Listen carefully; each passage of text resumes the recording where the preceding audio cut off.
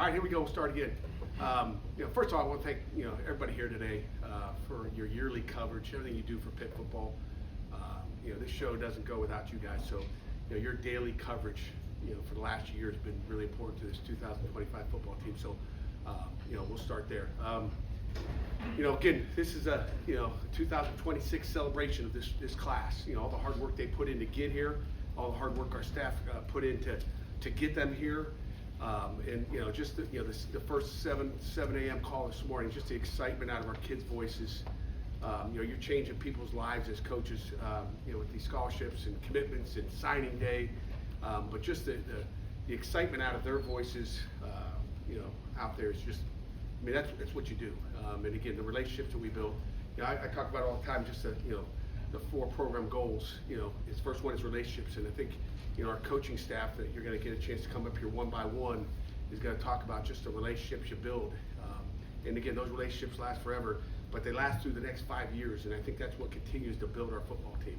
And you build it with young guys, and just like the relationships we build in here. So I think that's obviously that's critical. But the relationship number one, again, the kids come here to graduate. Our staff, myself, everybody in this building is obviously grateful for everything that our guys do as far as academics. And again, our number 2 goal is to graduate. We want to graduate our players, and we still are firm believers that's why we're here. We're not just here to play football, although some people would think that's what it's all about. But when kids come on visits, it's about making sure we graduate. So relationships, graduating, and again, we want to win. And I know this press conference is about the signing day, but we're playing the last game of the season to play the championship game. Again, that's why I came to Pitt. That's why we're here. That's what our kids want to hear. We want to play for championship. So, that's the third one. And then giving back, which, last week our guys, were back, I should say last week, it was Monday. It seems like a week ago.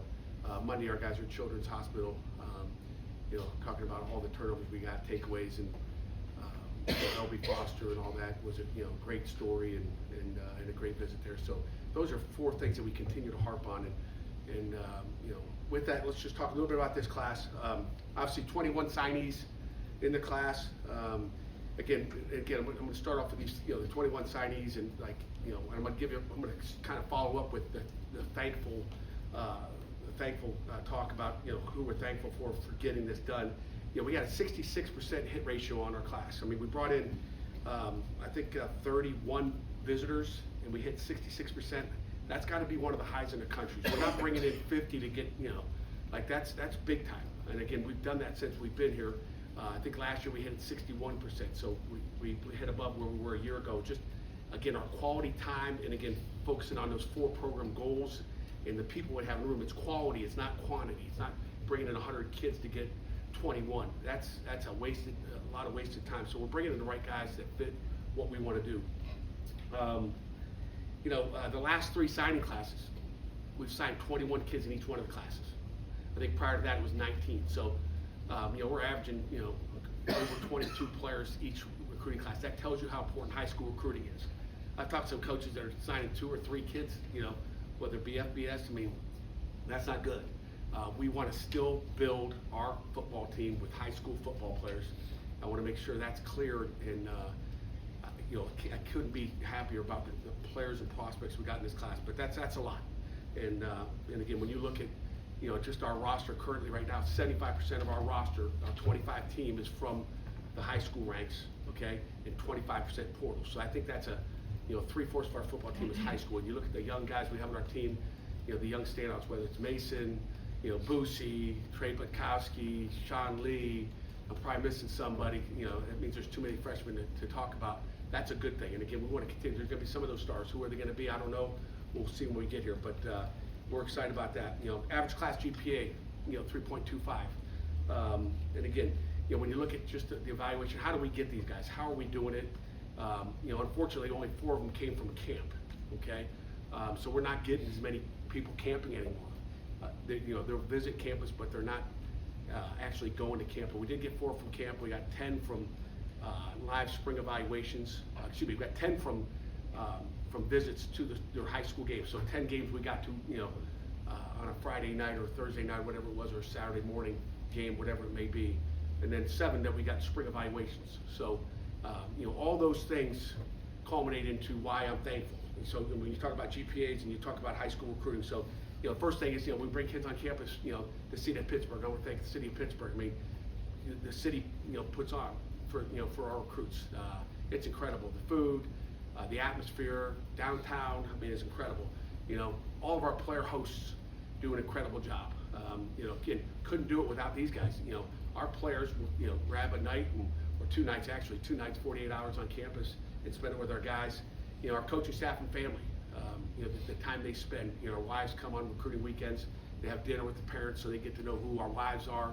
Our coaches put countless hours on the phone. I mean, and you can imagine all the wasted phone calls. Think about all the the important phone calls. So it goes both ways. It's not just talking to our guys that we landed. It's those other 20 kids that we didn't land, maybe that visited during the year. I want to thank our entire support staff. I mean, again, everybody in this building. It doesn't happen without them. And Graham Wilbert, Adam Caltori, and again, all the GAs. I mean, it takes an army to get this thing done. Academics. I mean, they're going through transcripts, evaluating transcripts, making sure that they're good enough to get in here and they can make it when they get to Pitt. I think that's critical. I want to thank all the high schools out there that we've trudged through their main office, given our IDs at the front desk, which we didn't have to do back in the old days. So it's great they got security there. But thank all those high school coaches that put time aside for us when we walk in that school. And then all of our faculty, the porch on Saturday morning, they close the porch down Saturday morning. We have all our academic people from campus come to breakfast there. Unbelievable, breakfast. If you guys never had breakfast there, the sausage biscuits is like, wow. Piece of sausage are about that big. If you haven't had that, you got to get there.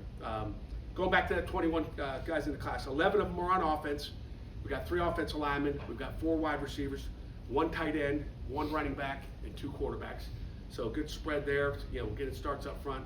The 10 signees on defense. We got 3 D linemen, 3 linebackers, 3 safeties, and 1 cornerback. And again, a couple of those safeties we think can do a little bit of both there. 16 guys are mid-year. Okay. That is by far the highest number we've had.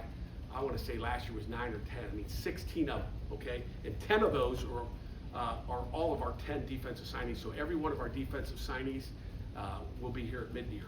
And then there'll be 6 offensive guys at mid-year as well. So I'll start off, D lineman Lincoln Hoke, Reston Lehman, Josh Pittman, Marcus Jennings, Desmond Johnson, Isaiah Simmons, safety Isaiah Patterson, Day-Day, Deron Barksdale, Tony Forney, and Kentrell McCray. Those are, some of the mid-year guys on defense, all of them, I guess. And then you talk about the offensive mid-year guys. John Kern will be here, right up the street. Dylan Wester, Demetrius McCray, Wyatt Villaria, quarterback Angelo Renda, and quarterback Corey Daly. So those are the guys that are coming mid-year. Got 5 more coming in the summer.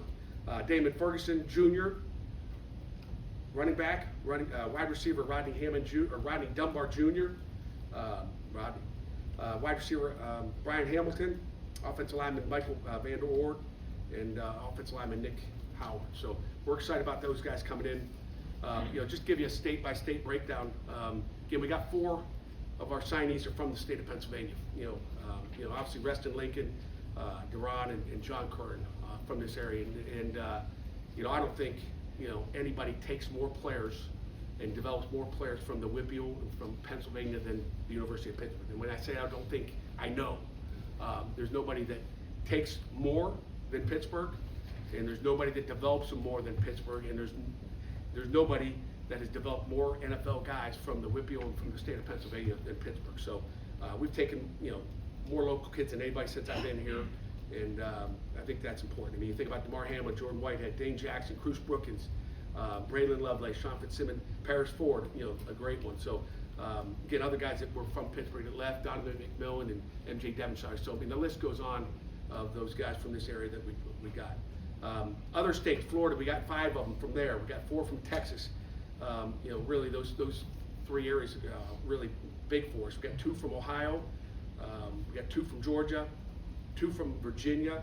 We got 1 from the state of Michigan, great state of Michigan, and again, got 1 from the state of Maryland. So we're excited about that. Just other quick notes, and I'm going to turn it over. Maybe give you a couple questions if Mike allows me to.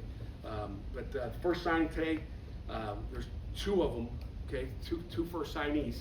The first one to get his paperwork in was Marcus Jennings from Michigan, so he wins that award. We'll give him something nice. But my first phone call, my first FaceTime was from Lincoln Hoke. So it's a combination. Marcus called me right as I was on with Lincoln. So those are the two guys who won it. And then Wyatt was at 9:05, got his stuff in. But the reason he had that is they're still practicing, getting ready for a state championship down there. If you haven't watched tape on him, he's a baller. Wyatt, they practiced early this morning in Texas. Matter of fact, he was in school at 5 a.m. this morning trying to get that done. So with that, I'll open it up, not like a normal Monday noon press conference, for just a couple questions so we can turn it over to our staff. Questions? Pat, to your point about high school recruiting, obviously the transfer portal these days is really the focal point. Just why is it important to you and your program to robustly recruit from the high school ranks? You know, it's kind of like, for the most part, you want to develop your own people, right? I want to take these guys that come from high school. We want to take these guys that come from high school and develop them, build their habits, right? I mean, I think habits are built, you know, and again, we're going to practice more, we're going to train more in the weight room, but just developing those young kids from high school to where we want to. I mean, sometimes you take, you know, sometimes we do a much better job, I think, than anybody in the country of taking that 25% of transfers and hoping they don't have too bad, you know, it's hard to, you know, break people with the old habits they used to do, right? You see a guy on tape and you're going, he's got 2 years to go, he's got 1 year to go, oh, I can fix that. Good luck to you. It's hard to fix that. So to be able to develop our young through, you know, through the high school development as opposed to grabbing a guy that's got a year or two and hoping that you're a good enough coach that you can change a guy in 6 months. That's hard to do. Anything else? That's good. You guys are ready for the rest of the group. So I think Corey Sanders is up first.